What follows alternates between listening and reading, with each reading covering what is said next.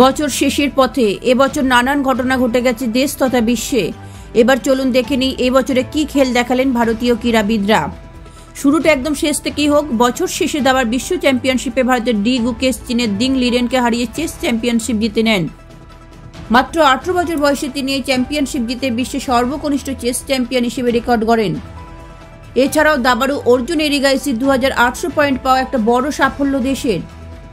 দাবাতে ভারতের দাপট অবশ্য অন্যত্র দেখা গিয়েছে এবছর। চেস অলিম্পিয়াডে প্রথমবার সোনা জিতে ইতিহাস তৈরি করেন ভারতীয় খেলোয়াড়রা। পুরুষ ও মহিলা দু বিভাগেই ভারতের ঝুলিতে সোনা আসে এবারের প্রতিযোগিতায়। এবছরের সব থেকে বড় ইভেন্ট ছিল প্যারিস অলিম্পিক। সেই ক্রীড়া মহাযজ্ঞে ভারতের সাফল্য বেশ ভালোই বলা চলে। স্পেনকে 2-1 গোলে হারিয়ে হকিতে ব্রোঞ্জ পদক জিতে নেয় ভারতীয় হকি দল। এছাড়াও এই অলিম্পিক্সে ভারতের সাফল্য নেহাত ফেলে দেওয়ার মতো নয়। প্যারিস অলিম্পিক্সে এবার টিম ইন্ডিয়া একটি রূপো ও 5টি ব্রোঞ্জ সহ মোট 6টি পদক জিতে নিয়েছে। শুটিং এবার দেশকে সবচেয়ে বেশি পদক এনে দিয়েছে।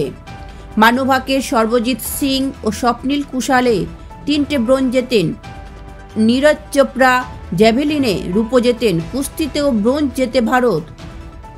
2024 সালের প্যারা অলিম্পিক্সেও ভারত বেশ বড়সড় সাফল্যের মুখ দেখে।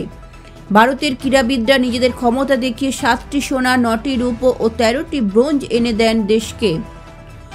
মোট 19টা পদক জেতে তারা।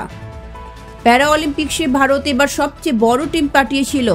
তারা হতাশ করেননি দেশকে, তা বলাই যায়। পদক তালিকায় 18তম স্থানে শেষ করে ভারত। 2024 সালে ব্রিজ বিশ্বকাপে ভারতকে সাফল্য এনে দেয় অরুণ বাপাট, প্রণব কুমার বর্ধন, বাদল চন্দ্র দাস, রবি গোয়েঙ্কা, কমল কৃষ্ণ মুখোপাধ্যায়, বিভা স্টোরি ও গিরিশ বিজোরের সিনিয়র দল। ফাইনালে আমেরিকার কাছে হেরে রূপো জেতে ভারত। টেনিসে ভারতের কাছেও এই বছরটা বেশ ভালোই। অস্ট্রেলিয়ান ওপেনে ভারতের রোহন বোপান্না অস্ট্রেলিয়ার ম্যাথু এবডেনের সঙ্গে জুটি বেঁধে ডাবলস খেতাব জেতেন। দেশকে উপহার দেওয়ার সঙ্গে সঙ্গে 43 বছর বয়সে বোপান্না পুরুষদের এই খেতাব জিতে রেকর্ড তৈরি করে ফেলেন। সবশেষে আসা যাক ক্রিকেটে।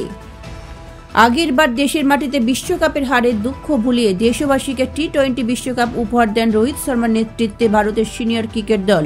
2007 সালের পর আবার এই বছর বিশ্বকাপ জিতে নিল ভারত। টানটান উত্তেজনায় ফাইনালে দক্ষিণ আফ্রিকাকে 7 রানে হারায় ভারত। সূর্যকুমার যাদবের দুর্দান্ত ক্যাচ ভারতকে এই জয় পেতে সাহায্য করে।